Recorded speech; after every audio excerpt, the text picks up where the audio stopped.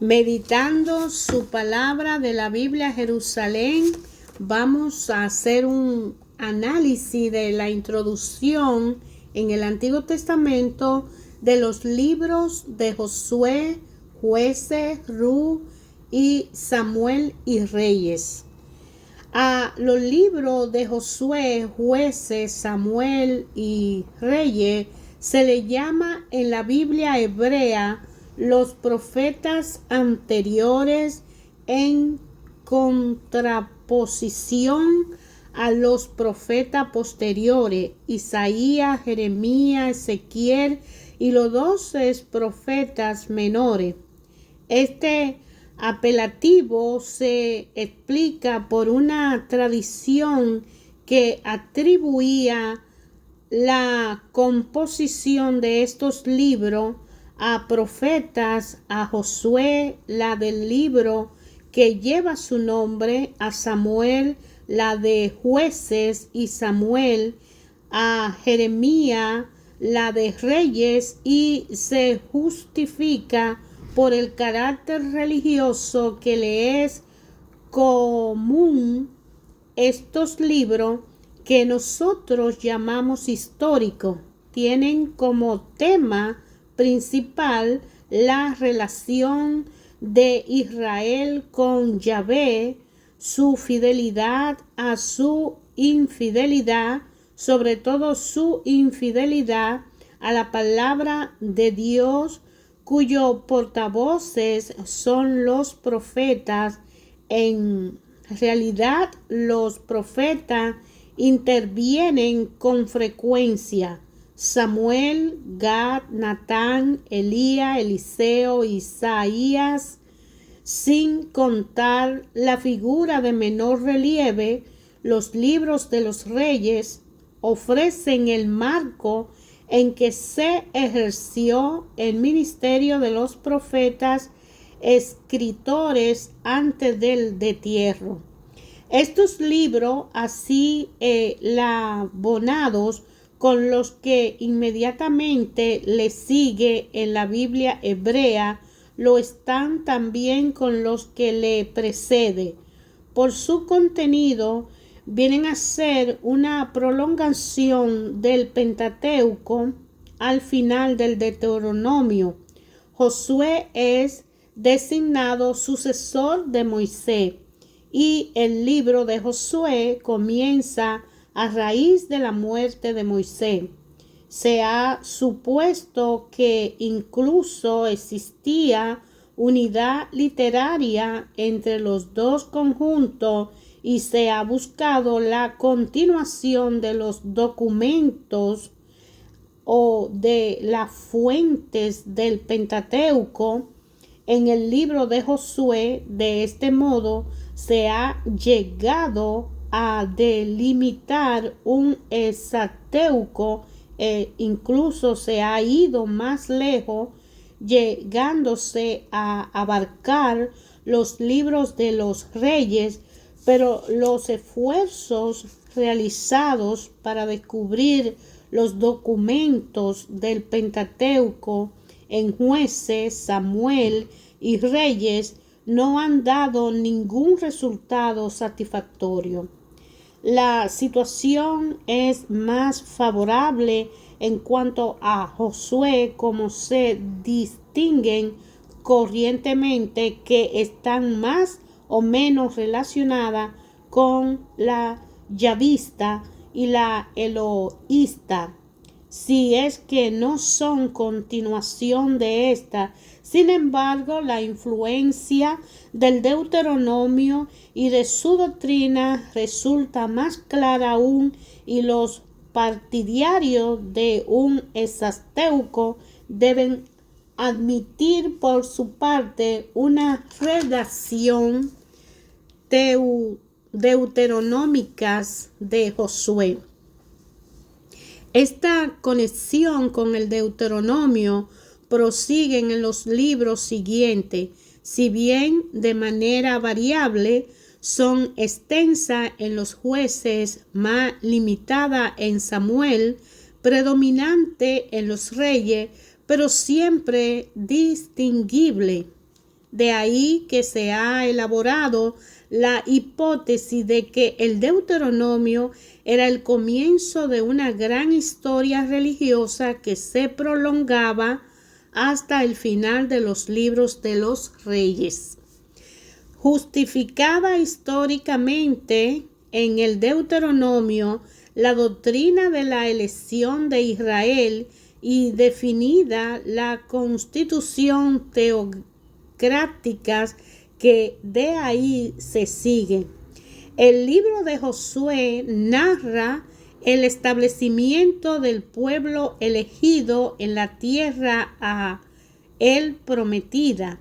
El de los jueces esboza la sucesión de su apostasía y de sus conversiones a la gracia. Los libros de Samuel, después de la crisis que condujo a la institución de la realeza y puso en peligro el ideal teocráticos, exponen cómo se realizó este ideal con David. Los de los reyes describen la decadencia que se inició desde el reinado de Salomón y que por una serie de infidelidades y a pesar de algunos reyes piadosos condujo a la condenación del pueblo por su Dios. El Deuteronomio había sido desprendido de este conjunto cuando se quiso reunir todo lo que se refería a la persona y a la obra de Moisés. La introducción al Pentateuco. Esta hipótesis parece justificada, pero ha de completarse o corregirse por dos corolarios. Por una parte, la redacción deuteronómicas ha operado sobre tradiciones orales o documentos escritos distintos por su antigüedad y carácter que generalmente estaban ya agrupados, y ha retocado de forma desigual los materiales que utilizaba.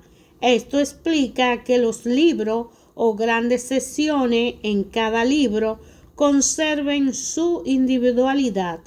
Por otra parte, no se llegó de un golpe a una misma redacción deuteronómicas y cada libro muestra indicio de varias ediciones. A juzgar por el libro de los reyes, cuyo testimonio es el más claro, hubo al menos dos redacciones, una a raíz de la reforma de Josías, otra durante el destierro. A propósito de cada libro, se irán dando precisiones sobre estos diversos puntos. Son, pues, estos libros, en su forma definitiva, obra de una escuela de hombre piadoso, imbuido en la idea del Deuteronomio, que meditan sobre el pasado de su pueblo y deducen de él una lección religiosa. Pero también nos han conservado tradiciones o textos que se remontan hasta la época heroica de la conquista, con la narración de los hechos saliendo de la historia de Israel. El hecho de que ésta sea presentada como historia sagrada no disminuye su interés para el historiador y realza su valor para el creyente. Este último, el creyente, no solo aprenderá en ella a encontrar la mano de Dios en todos los acontecimientos del mundo, sino que en la exigente solicitud de Yahvé para con su pueblo elegido, reconocerá la lenta preparación del nuevo Israel, la comunidad de los creyentes. El libro de Josué se divide en 3 partes: la conquista de la tierra prometida, del 1 al 12, el reparto del territorio entre las tribus, 13-21, el fin de la jefatura de Josué y especialmente su último discurso y la asamblea de Siquén en el 22 al 24. Es cierto que este libro no fue escrito por Josué mismo, como lo ha admitido la tradición judía, y que emplea fuentes diversas. En la primera parte, en los capítulos 2 al 9, se reconoce un grupo de tradiciones, a veces paralelas, que se vinculan al santuario benjaminista de Gilgal, y en los capítulos 10 y 11, 2 historias de batallas de la Gabaón y la de Merón, de la que se hace depender la conquista de todo el sur y más adelante la de todo el norte del país. La historia de los gabaonistas de capítulo 9, infiltrándose en el 10, sirve de enlace entre estos elementos que probablemente se hallaban reunidos desde los comienzos de la época monárquicas.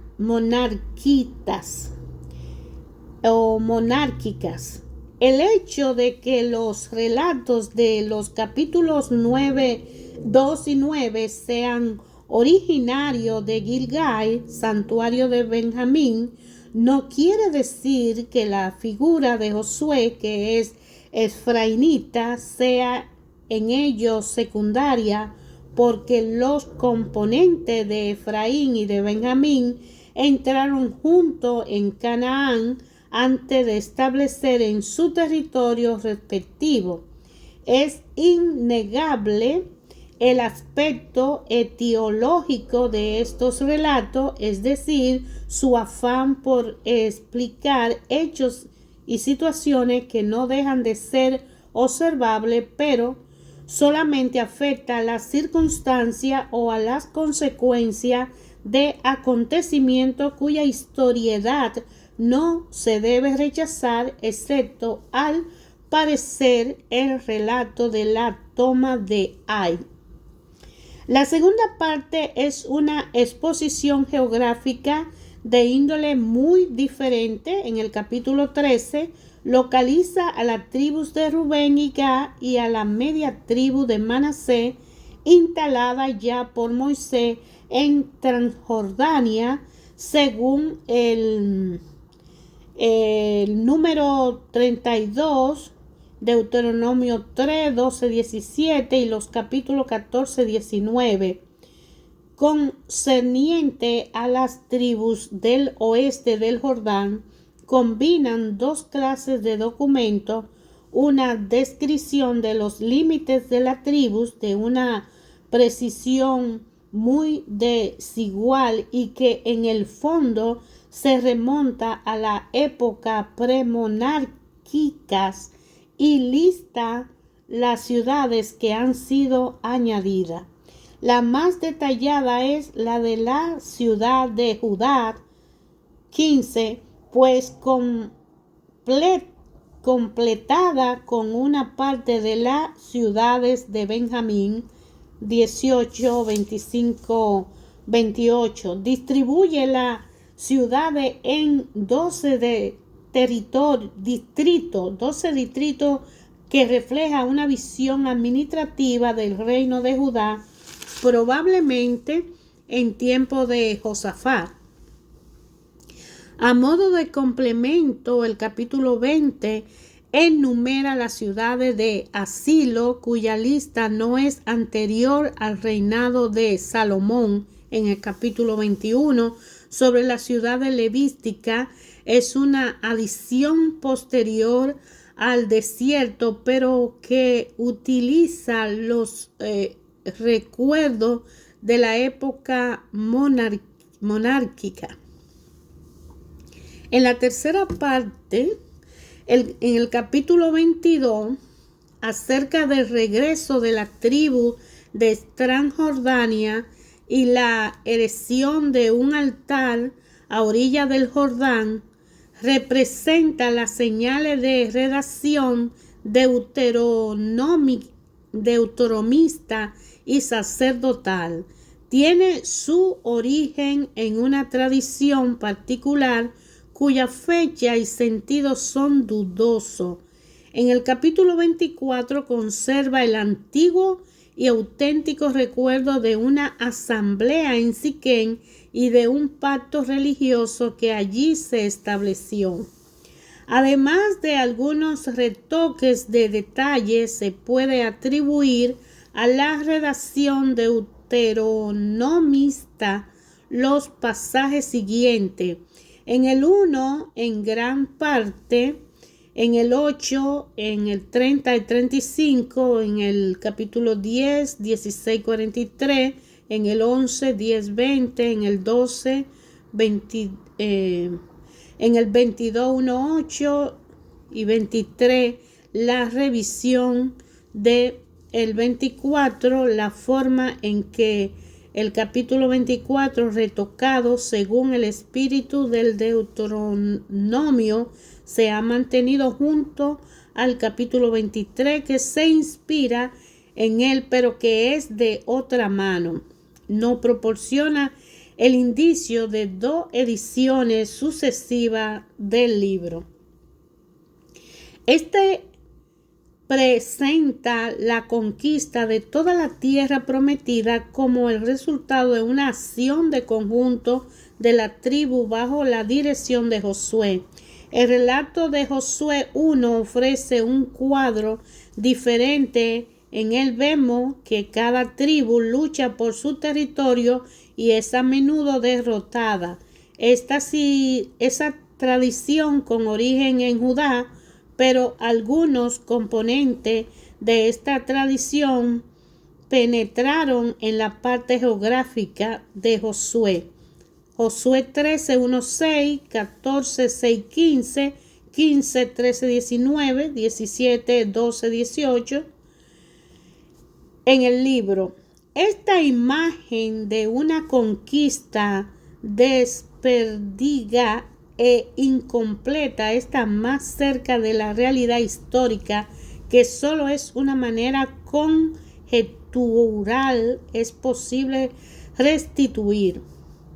El establecimiento en el sur de Palestina se hizo desde Cadé y el Neguev, y sobre todo por medio del grupo que solo paulatinamente fueron integrados en Judá. Los calevistas, keniseos, etc., y los simeonistas. El establecimiento de Palestina Central fue obra de los grupos que atravesaron el Jordán bajo la dirección de Josué y que comprendían a los elementos de la tribu de Efraín, Manasés y de Benjamín. El establecimiento en el norte tuvo una historia particular. La tribu de Zabulón, Isaacar, Aser, Neftalí pudieron hallarse ya establecida desde una época indeterminada y no habrían bajado a Egipto. En Siquén se adhirieron a la fe yavista que el grupo de Josué había traído y adquieren su territorio definitivo luchando contra los cananeos que lo habían subyugado o que le amenazaban. En estas diversas regiones, el establecimiento se realizó en parte mediante acción de guerra y en parte mediante la filtración pacífica y la alianza con los anteriores ocupantes del país. Es preciso mantener como histórico el papel de Josué en el establecimiento en Palestina Central desde el paso del Jordán hasta la asamblea de Siquén. tomando en consideración la fecha que se ha indicado para el Éxodo, introducción al Pentateuco. Se puede proponer la siguiente cronología: entrada de los grupos del sur hacia 1250, ocupación de Palestina central por los grupos procedentes de Allende del Jordán a partir del 1225, expansión de los grupos del norte hacia el 1200 a.C. De esta historia compleja, que solo de un modo hipotético restituimos, el libro de Josué ofrece un cuadro idealizado y significativo. El cuadro está idealizado. La epopeya de la salida de Egipto se prosigue contra esta conquista en que Dios interviene milagrosamente en favor de su pueblo. Está simplificado, todos los episodios se han polarizado en torno a la gran figura de Josué, que dirige los combates de la casa de José. Capítulo 1, versículo 12, y a quien se atribuye un reparto del territorio que no llevó él a cabo ni se realizó de una vez. En el capítulo 13, 21, el libro concluye con la despedida y la muerte de Josué. 23, 24, 29, 23 y 24, versículos 29 y 31, de este modo: Él es del principio al fin su personaje principal. Los padres han reconocido en él una prefiguración de Jesús. No solo lleva el mismo nombre, Salvador, sino que él pasó del Jordán, que con él al frente da entrada a la tierra prometida. Es el tipo del bautismo en Jesús que nos da acceso a Dios, y la conquista y el reparto del territorio son la imagen de la victoria y la expansión de la iglesia. Esta tierra de Canaán es, como toda evidencia, en la limitada perspectiva del AT, el verdadero tema del libro. El pueblo que había encontrado a su Dios en el desierto recibe ahora su tierra y la recibe de su Dios, porque quien ha combatido en favor de los israelitas, capítulo 23, 3, 10, 24, 11, 12, y le ha dado en herencia el país que había prometido a los padres, capítulo 23, 5, 14, es Yahvé. El libro de los jueces comprende tres partes desiguales: una introducción en el capítulo 1, 1, 2 al 5, el cuerpo del libro, capítulo 2, 6, 16, 31, adiciones que narran la migración de los danistas con la función del santuario de Dan, 17, 18, y la guerra contra Benjamín en castigo del crimen de Gibeat, 19, 21. La introducción actual del libro, capítulo 1, 2 al 5, en realidad no le pertenece. Se ha dicho a propósito del libro de Josué que era otro cuadro de la conquista y su resultado considerado desde un punto de vista de los de Judá. Su inserción ha ocasionado la repetición en el capítulo 12 y 10 de informaciones acerca de la muerte y la sepultura de Josué que se habían dado ya en Josué 24, capítulo 29 y 31. La historia de los jueces se refiere en la parte central, en el capítulo 2:6, 16:31. Los modernos distinguen 6 grandes jueces: Otoniel, Ehud, Barú, Débora, Gedeón, Jefté, Sansón, cuyos hechos se refieren de una manera más o menos detallada, y 6 menores: Sangar en el capítulo 3:31, Tolat y Yair en capítulo 10 del 1 al 15, Isán, Elón y Adón capítulo 12 del 8 al 15, que solamente son objeto de breves menciones, pero esta distinción no se hace en el texto. Hay una diferencia mucho mayor entre los dos grupos, y el título común de jueces que se le da es el resultado de la composición del libro, que ha reunido elementos extraños entre sí en un principio. Los grandes jueces son héroes libertadores. Su origen, su carácter y su acción varían mucho, pero todos poseen un rasgo común: han recibido una gracia especial, un carisma, han sido especialmente elegidos por Dios para una misión de salvación. Su historia fueron narrada primero oralmente en forma variada e incorporaron elementos diversos.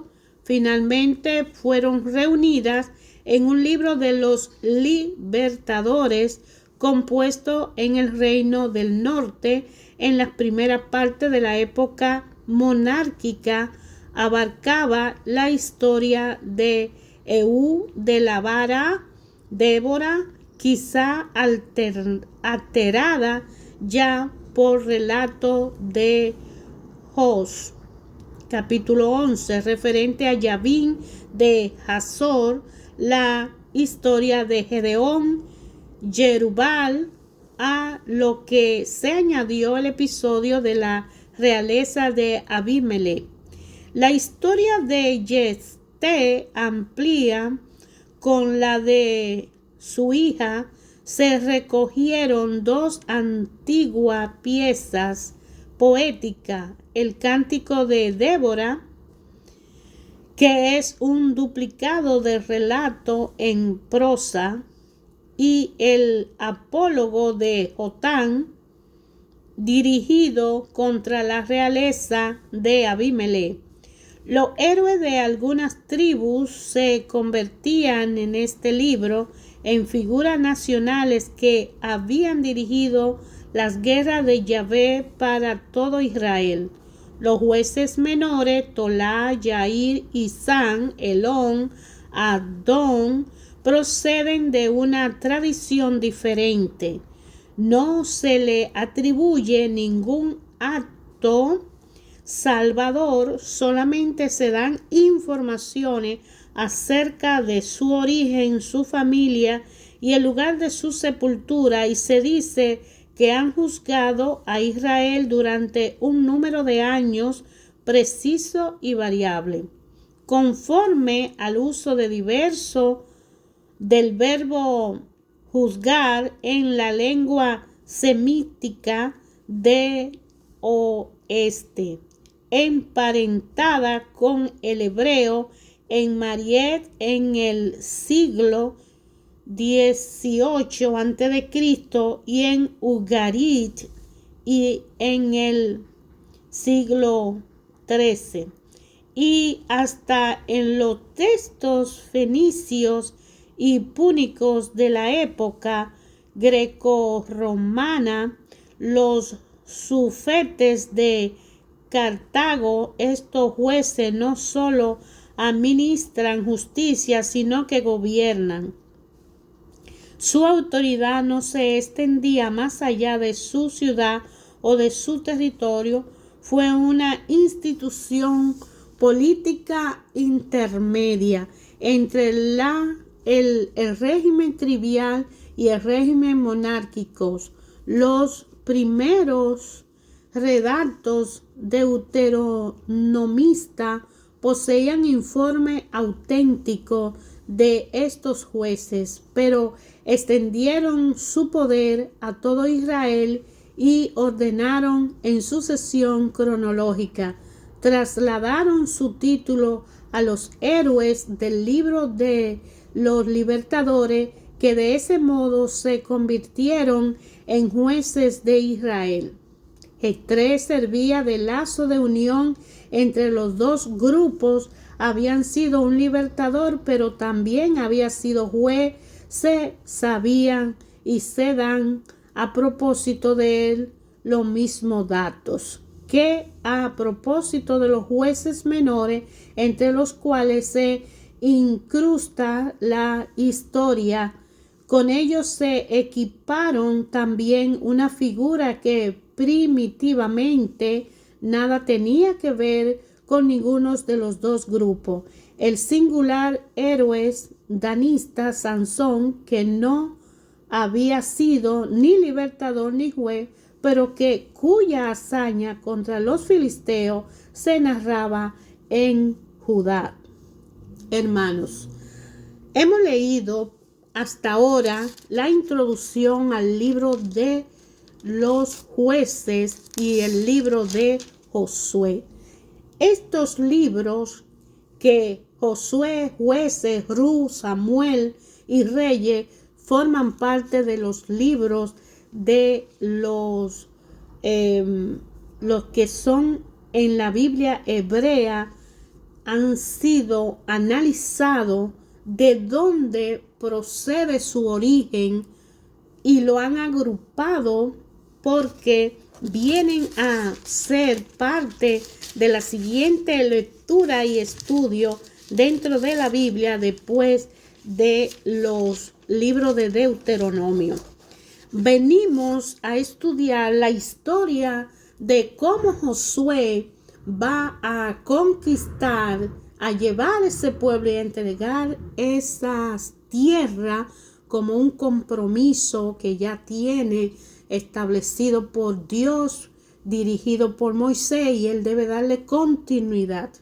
Y todas esas informaciones que están en ese libro, según la Biblia de Jerusalén, ha sido investigada desde esa tierra a través de los escritos, las informaciones que empezó verbal y todo lo que se escribió y la realidad de todo eso.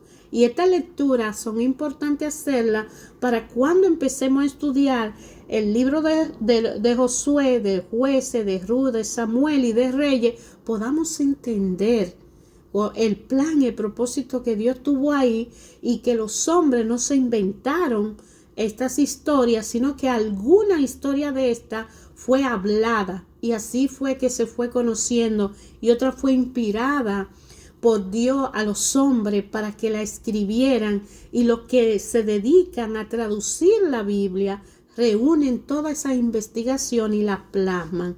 Esta Biblia de Jerusalén es una de las Biblias que deja saber antes de estudiar el libro el origen de esa información que ellos están poniendo ahí.